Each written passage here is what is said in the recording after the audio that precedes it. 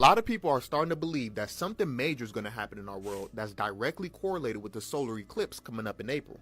This started after reports began circulating that extensive measures will be taken prior to the solar eclipse, including school closures, the National Guard being deployed in some counties, and officials in Texas warning people to stock up prior to the event. And even though most of these measures are being taken in preparation for the large crowd that the solar eclipse will draw in, this has not stopped people from believing that some of these measures are a bit extreme and coming up with theories that something more is happening on the day than we're being told. Theories range from some people believing that the US will get hit with a solar storm knocking out the power grid or internet, to others believing that the world is about to go through 3 days of complete darkness and then enter a new age. Now obviously we won't know for sure if anything will happen until the day of the solar eclipse, but I did find something interesting that a lot of people aren't talking about. According to scientists, a solar maximum is also supposed to take place this year, which means that the sun will be at a heightened level of activity and its poles will shift. This heightened level of activity could lead to solar flares or storms that may hit Earth's electromagnetic field and lead to power outages. There was even a solar flare last week that caused a radio blackout, but maybe it's all just a coincidence. Leave a like and let me know what you think about this in the comments. Solar eclipse coming up, but it's not like all the other ones. This is something very unique and rare, and maybe overwhelming for some people. This eclipse is something you may never see again. It's a once-in-a-lifetime experience. It will be a long time before the moon covers completely the face of the sun again, making us go dark here in central New York. This is what makes this year's total solar eclipse such an incredible and unique event. The director of the Syracuse Astronomical Society says that in less than 30 days, history will be made. Some are still wondering what all the hype's about. So let me tell you what's going to happen during the total solar eclipse. We've had other eclipses before, but the total solar eclipses are very, very rare. It's very hard for a total solar eclipse to hit. The next time it's going to be around central New York is going to be in 2079. It's 55 years from now, and that's why it's a once-in-a-lifetime event for many. Many people can get overwhelmed by it. But why? So the landscape changes. It starts to get dark all around you. Birds will start singing that weren't before. And it gets colder very, very fast. In fact, it's going to be much colder when the sun is totally blocked out. Astronomers always say that you want a totality of an eclipse. If not, you miss the whole entire experience. And these are the latest updates from the Syracuse Astronomical Society.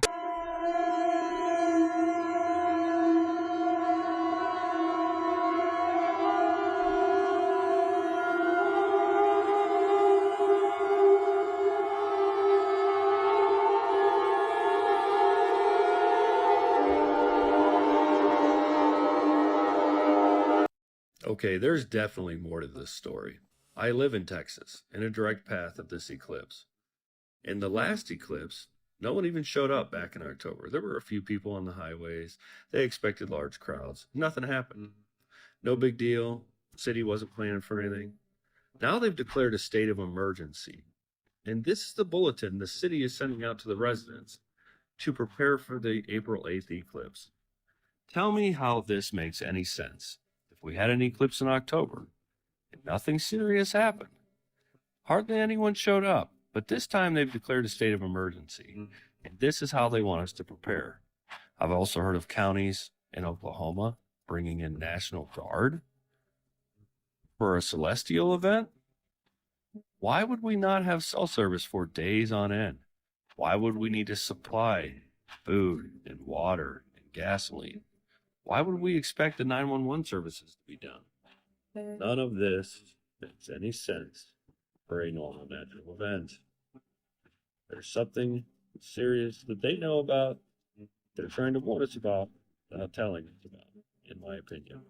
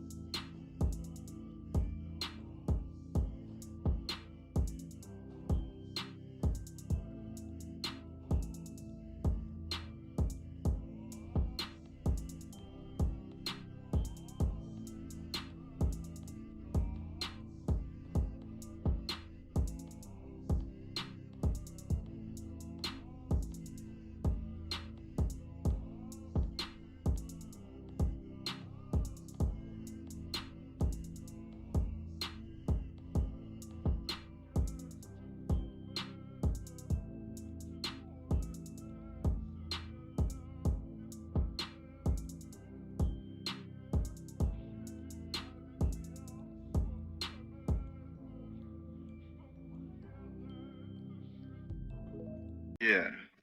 What is that being eclipsed right there? Somebody tell me. Because right above that is the moon. Right here. That's the moon right there. So it ain't the moon being eclipsed. It's something out in the sky being eclipsed that is here. Everything is here right now. And y'all can keep playing. I know you Christians are listening to me.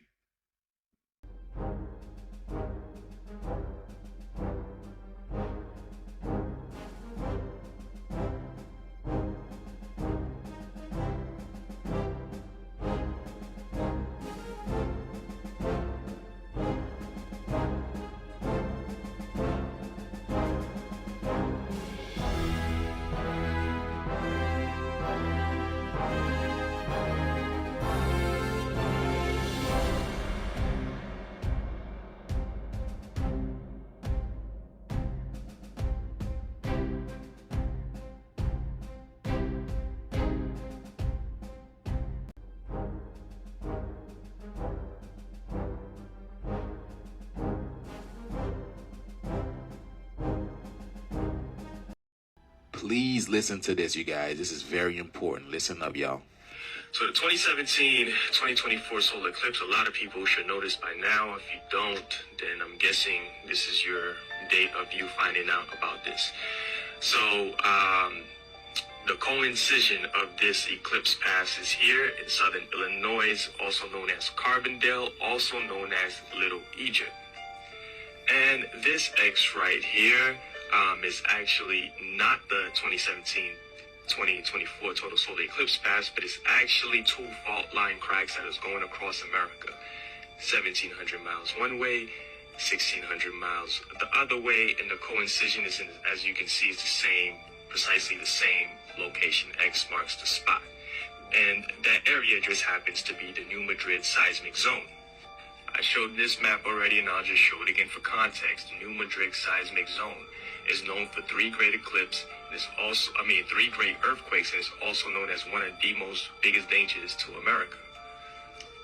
This is a map from USGS, and as you can see, talking about the highest hazards and lowest hazards, this is the bar, this is the meter, all right? And as you can see right here, where the X marks the spot, simultaneously with the eclipse and the earthquakes, the activity is very, very high, and threat level and danger level is very, very high.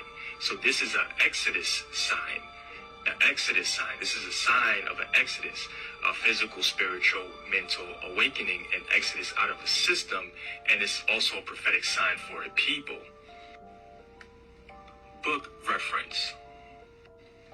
The intersection of these two fault lines create an X at the New Madrid seismic zone, located in Missouri, just an hour-and-a-half drive or 30-minute flight from Carbondale, known as Little Egypt. What's particularly unsettling is the striking resemblance between the map of the seismic cracks and the paths of totality observed in the solar eclipse. The correlation in the paths and locations might invoke a sense of awe or terror, depending on one's perspective. It invites contemplation on the possible means or connection these natural phenomena might hold. And you can see the striking resemblance in Forbes magazine Doomsday Map or Doomsday Crack, because this would be the precise location of X marks the spot. The unsettling parallels between the seismic crack and the path of totality are not lost on those who study them. Yet, the lack of public warning from scientists or authorities are baffling. It calls to mind scenes from disasters, movies like 2012, where the government concealed imminent catastrophic to avert panic. Could we be living in such scenario? Have those in power suspected a looming threat and chosen silence over alarm? These questions linger, leaving us to ponder the cryptic message that nature seems to be signaling, and wonder if humanity is truly ready to face whatever may be coming. Now we see where Forbes get their prediction from. But trust me, it's way much more deeper than you think. This is an Exodus sign for a chosen people, for the people, for humanity, for the world. Oh, no one's going to talk about how CERN is starting back up on April 8th? Of course they are. Of course they are. Of course they are firing up the portal machine on April 8th. Like why would they pick any other day? Like why would they pick the 7th or the 9th or the 10th or the 11th or the 12th or the 13th? No, of course it's going to be on April 8th when we have the solar eclipse and everything else is on that day. Like, of course, CERN, the area, the Hadron Collider that is literally trying to create black holes, trying to find the God particle, having the statue of Shiva with a portal around her out front of their facility. Of course, April 8th. Black hole sun. Yeah. I can't anymore, guys. I can't. I can't. I can't do it. Like, I'm so used to, oh, nothing's going to happen. Nothing's going to happen. All these date setters, nothing's going to happen. And, like, I'm still expecting nothing to happen because I've become so calloused and apathetic to everything in this world because all these dates, but like, look what happened like yesterday, this morning. Bridge collapses because a cargo ship blacks out. There you go. Power outage, which we've seen that. Predictive programming, right, with the power outages and blackouts and everything. So there you go. And then a bridge collapses. Now everyone has to go to Virginia for a port. And so that sets that up for stuff. Who knows what's going to happen over there? I'm just rambling right now because I can't do it. I can't do it. Every day, something new. Every day. We'll see what's going to happen. But yeah, look more into CERN. It's fun little deep dive rabbit hole. Yeah, but with that, guys, we focus on the Lord, all right? We focus on the Lord. With all of this craziness going on, the Lord will provide. The Lord will guide you. So you need to cling to him. With all of this information, they are bombarding us. Satan is overwhelming us with information and conspiracies, and we allow the Holy Spirit to guide us to all truth, to discern truth from lies, and to guide us and to keep us calm. And I'm not doing a good job of that right now because I'm not staying that calm, but you really are. I'll try to focus on that. Love you guys all so much. God bless, and remember, the just shall live by faith. Do you see demons? Because they're talking about a condition where you can see demon faces in normal people's faces. Well, guys, I found something crazy with this.